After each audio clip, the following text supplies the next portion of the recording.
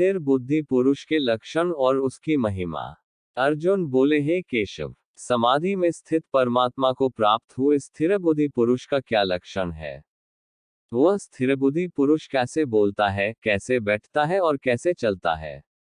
श्री बोले, हे अर्जुन, जिस काल में यह पुरुष मन में स्थित संपूर्ण कामनाओं को भली भांति त्याग देता है और आत्मा से आत्मा में ही संतुष्ट रहता है, उस काल में वह स्थित प्रज्ञ कहा जाता है।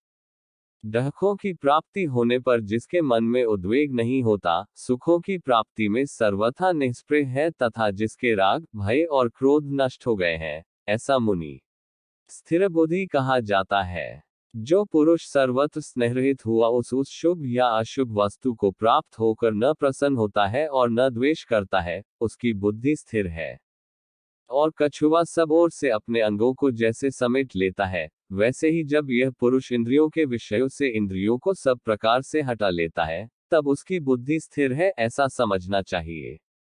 इंद्रियों द्वारा विषयों को ग्रहण न करने वाले पुरुष के भी केवल विषय तो निवृत्त हो जाते हैं, परंतु उनमें रहने वाली आसक्ति निवृत्त नहीं होती। इस स्थित प्रज्ञ पुरुष की तो आसक्ति भी परमात्मा का साक्षात्कार करके निवृत्त हो जाती है। हे अर्जुन, आसक्ति का नाश न होने के कारण ये प्रमथन स्वभाव वाली इंद्रियां यत्न करते हुए बुद्धिमान पुरुष के मन को भी हर लेती हैं। इसलिए साधक को चाहिए कि वह उन संपूर्ण इंद्रियों को वश में करके समाहित चित हुआ मेरे परायण होकर ध्यान में बैठे, क्योंकि जिस पुरुष की इंद्रियां वश में होती हैं, उसी की बुद्धि स्थिर हो जाती है। विषयों का चिंतन करने वाले पुरुष की उन विषयों में आसक्ति हो जाती है। आसक्ति से उन विषयों की कामना उत्पन्न होती है और कामना में विघ्न पड़ने से क्रोध उत्पन्न होता है। क्रोध से अत्यंत मूढ़ भाव उत्पन्न हो जाता है। मूढ़ भाव से स्मृति में भ्रम हो जाता है। स्मृति में भ्रम हो जाने से बुद्धि अर्थात ज्ञान शक्ति का नाश हो जाता है और बुद्धि का नाश हो जाने से यह पुरुष अपनी स्थिति से गिर जाता है। परंतु अपने अधीन किए हुए अंतःकरण वाला साधक अपने वश में की हुई राग द्वेष रहित इंद्रियों द्वारा विषयों में विचरण करता हुआ अंतःकरण की प्रसन्नता को प्राप्त होता है।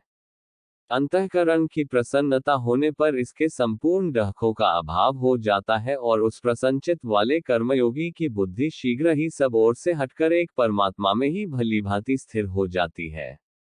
न जीते हुए मन और इंद्रियों वाले पुरुष में निश्चयात्मिका बुद्धि नहीं होती और उस अयुक्त मनुष्य के अंतःकरण में भावना भी नहीं होती तथा भावनाहीन मनुष्य को शांति नहीं मिलती और शांति रहित मनुष्य को सुख कैसे मिल सकता है?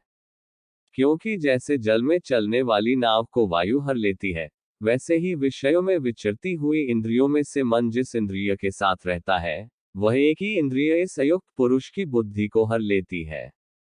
इसलिए हे महाबाहो, जिस पुरुष की इंद्रियां इंद्रियों के विषयों में सब प्रकार निग्रह की हुई हैं, उसी की बुद्धि स्थिर है।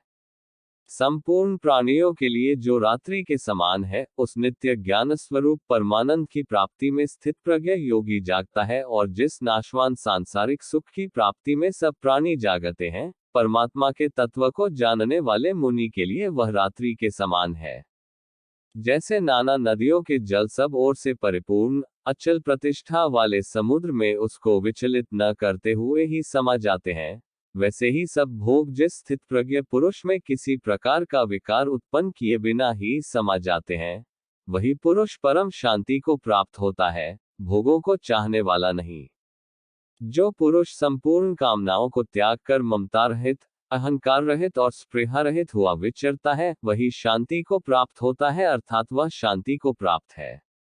हे अर्जुन, यह ब्रह्म को प्राप्त हुए पुरुष की स्थिति है। इसको प्राप्त होकर योगी कभी मोहित नहीं होता और अंतकाल में भी इस ब्राह्मी स्थिति में स्थित होकर ब्रह्मानंद को प्राप्त हो जाता है।